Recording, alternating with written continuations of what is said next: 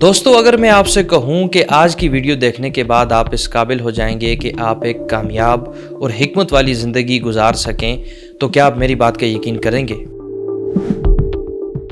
اگر آپ میری بات کا یقین کریں گے تو ویڈیو کو مکمل دیکھیں، اور اگر آپ میری بات کا یقین نہیں کرتے تو یہ ویڈیو دیکھنے کے بعد آپ بھی یہ بات مان جائیں گے کہ آپ ایک کامیاب اور حکمت والی زندگی گزارنے کے قابل ہو چکے ہیں۔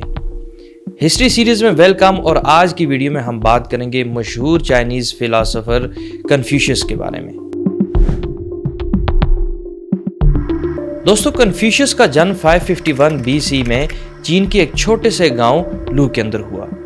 لو جس کا نام لائٹ سے ملتا جلتا ہے، شاید وہاں پر روشنی کی کمی تھی کہ تبھی قدرت نے وہاں پر کنفیوشس کو پیدا کیا۔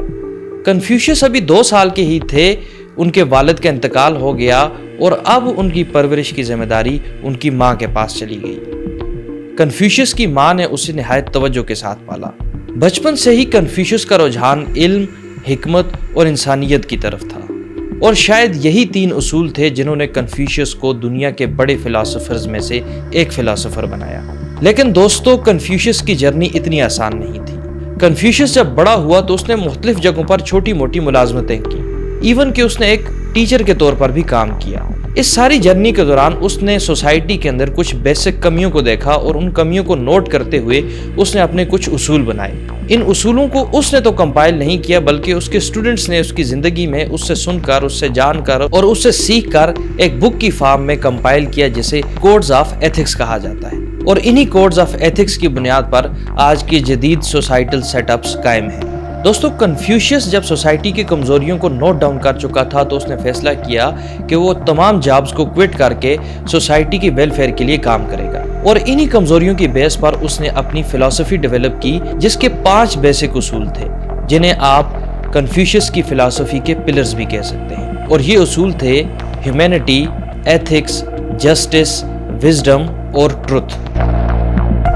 ان 5 اصولوں کی بنیاد پر کنفیوشس نے فیصلہ کیا کہ وہ سب سے پہلے اپنی ٹیچنگز کو بڑے بڑے حکمرانوں کے سامنے پریچ کرے گا۔ اس نے اس وقت چین کے جتنے بھی رولرز تھے ان سب کے سامنے اپنی ٹیچنگز کو رکھا، لیکن ایک ایک کر کے تمام رولرز نے اس کی ٹیچنگز کو رد کر دیا۔ دوستو یہ وہ وقت تھا جب کنفیوشس مایوس ہو کر واپس اپنے کام کاج میں لگ جاتا اور اپنی روٹین لائف گزارتا، لیکن کنفیوشس کا مقصد بڑا تھا، اور اس کا ماننا تھا کہ اگر آپ نے ایک پہاڑ کو ہٹانا ہے تو اس کے لیے آپ کو شروعات ایک پتھر ہٹانے سے کرنی ہوگی۔ اور اسی اصول کو لے کر وہ چین کے مختلف علاقوں میں نکل گیا، اور اس نے فیصلہ کیا کہ وہ اب اپنی ٹیچنگز کو عام لوگوں تک پہنچائے گا، اور عام لوگوں کے راستے ان ٹیچنگز کو پوری دنیا میں اپلائی کرے گا۔ دوستو یہ سفر بظاہر مشکل تھا، لیکن کہتے ہیں کہ ہر مشکل کے بعد آسانی ہوتی ہے، اور کچھ ایسا ہی کنفیوشس کے ساتھ ہوا کہ اس نے جب اپنی ٹیچنگز کو پریچ کرنا شروع کیا تو رفتہ رفتہ لوگوں میں اس کی ٹیچنگز کو لے کر کے ایکسیپٹنس آ گئی۔ لیکن جو اپر کلاس تھی، اس وقت کا جو حکمران طبقہ تھا، وہ اب بھی کنفیوشس کی ٹیچنگز کو رد کرتا تھا۔ اسی سفر کے دوران کنفیوشس کی ڈیتھ ہو جاتی ہے، اور اس کی ڈیتھ کے چند سالوں بعد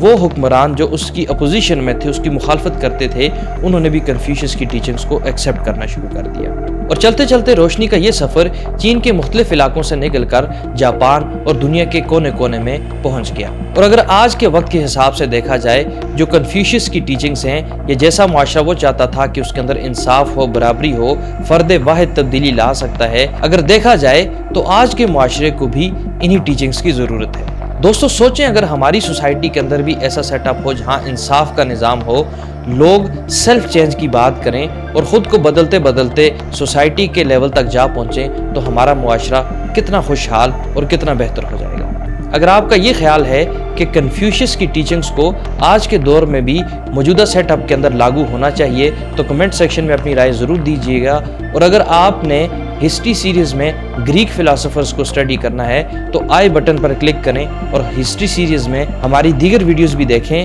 اور مزید ایسی ویڈیوز کے لیے ہمارے چینل کو ضرور سبسکرائب کریں۔